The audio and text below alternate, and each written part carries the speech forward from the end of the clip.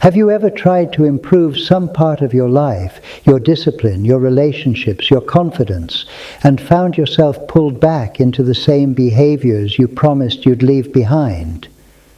Have you noticed how you can read, reflect, understand intellectually what needs to change, and yet still feel an invisible resistance inside your own chest when it comes time to act differently?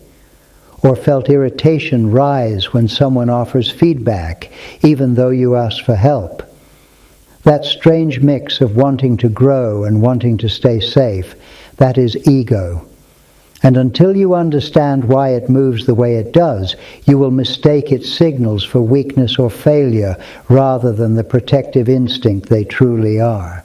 The ego is not your enemy, it is your early guardian. But every guardian eventually becomes a gatekeeper.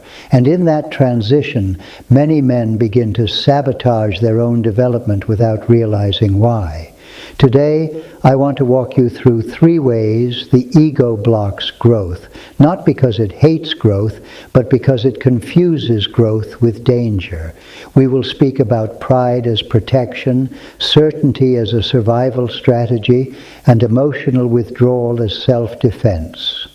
We will explore where each of these patterns originated, how they played a role in protecting you as a boy, and how they now require a different relationship as a man.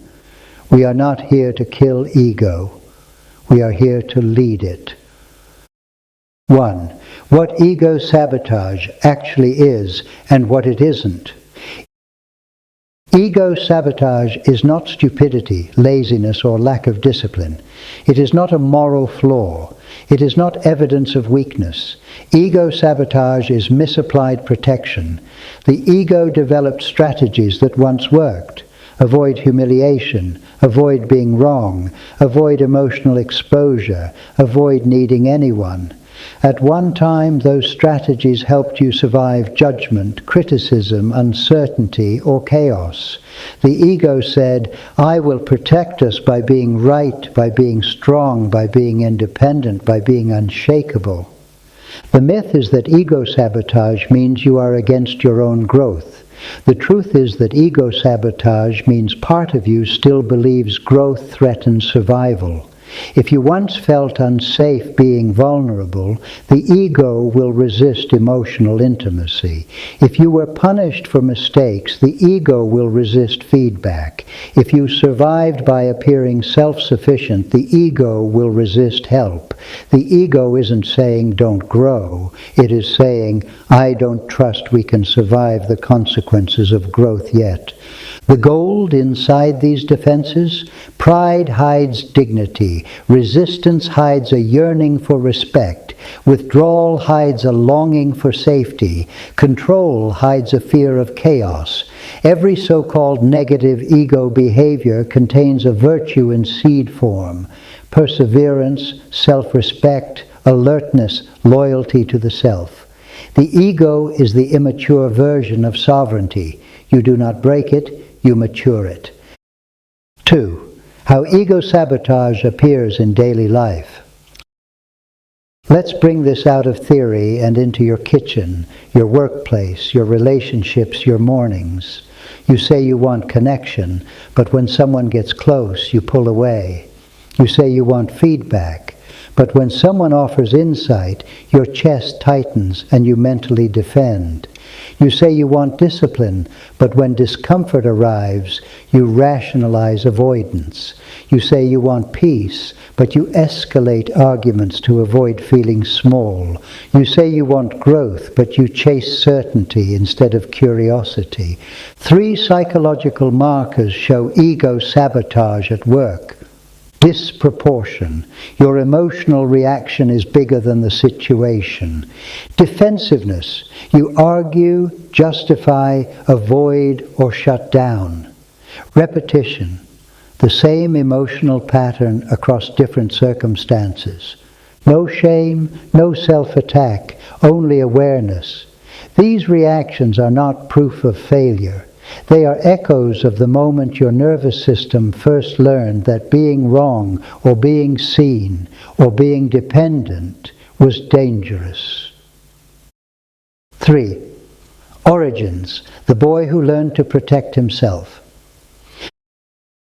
To understand ego sabotage, we must remember where ego learned its job. Long before you were a man trying to improve yourself, you were a boy trying not to drown in emotion or rejection or confusion. Maybe your father admired strength but struggled to show softness, so you learned not to need. Maybe your mother adored success but feared disappointment, so you learned not to fail. Maybe teachers praised self-control, so you learned to swallow feeling to earn approval. Maybe other boys equated vulnerability with weakness, so you learned to armor. None of this requires blame, only recognition. The boy inside you formed contracts. If I show my feelings, someone will have power over me. If I admit I am wrong, I lose respect. If I show need, I risk abandonment. If I ask for help, I will be judged. If I slow down, I will fall behind. If I soften, I will be hurt. The ego took those contracts and enforced them like laws. Now you are a man. The world no longer punishes vulnerability the way your childhood environment did, yet your nervous system didn't get the update. If so far this exploration of the ego makes your experience feel more understandable, or if you feel seen in the ways pride and protection shape your reactions, consider subscribing to this channel and liking this video. This topic, ego sabotage, runs through so much of men's inner lives. If this helps you soften without collapsing and grow without shame, your support helps this work reach other men who are also trying to develop honestly. Thank you. Now let us move to the core, the 3 ways ego sabotages growth and their mature transformations. The 3 ways ego sabotages growth. Sabotage number 1, pride as protection. Pride is not vanity. Pride is fear of humiliation. When someone challenges you, corrects you, succeeds where you haven't, pride rises to defend self-worth. But pride in this form is fragile. It collapses when touched. The mature transformation of pride is self-respect grounded in reality, not in superiority or defensiveness. When you can say, "I don't know," without losing dignity, ego matures. When you can learn without shame, when you can be wrong without collapse, the ego has become an ally, not a guard dog. Sabotage number 2, certainty over curiosity. Growth demands uncertainty. The ego fears uncertainty because uncertainty once meant danger, unpredictability, chaos, shame. So the ego clings to certainty, even false certainty. It would rather be right than grow. It would rather defend than explore. It would rather argue than understand. The mature transformation here is not passivity. It is secure curiosity.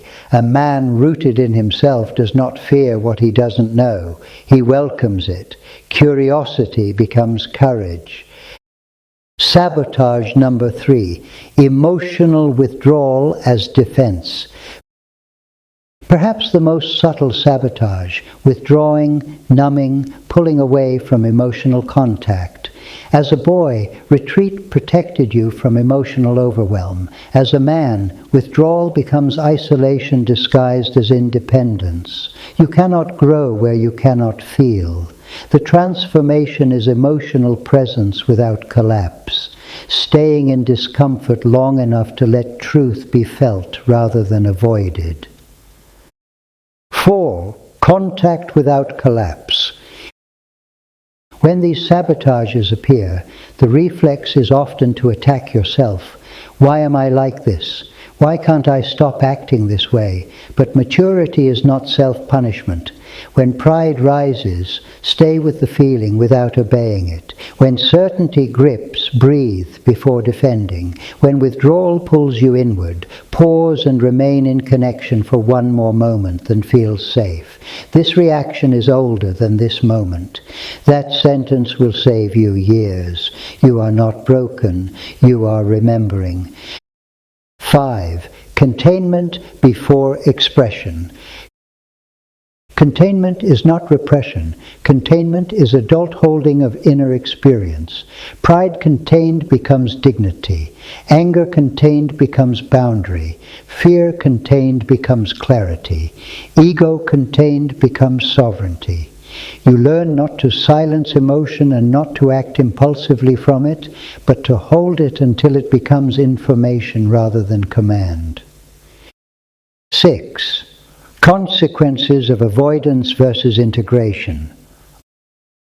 Avoid ego and you either inflate or collapse. You either build armor and live as a performer, or you suppress strength and live as a pleaser.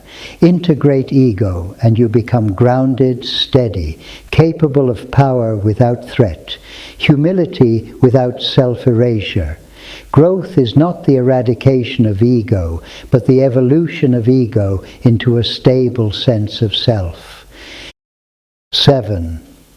Archetypal framing: king, warrior, magician, lover. The immature ego tries to dominate, impress, defend. The mature ego serves.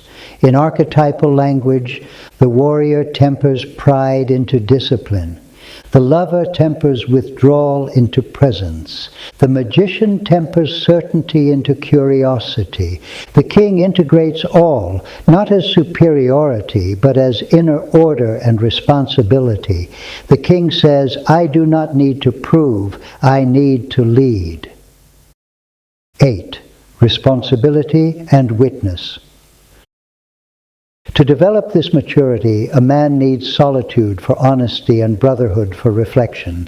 You cannot outgrow ego through isolation alone, nor through performance, only through presence. Self-witness first, honest witness in others second, not perfectly, reliably. Closing benediction.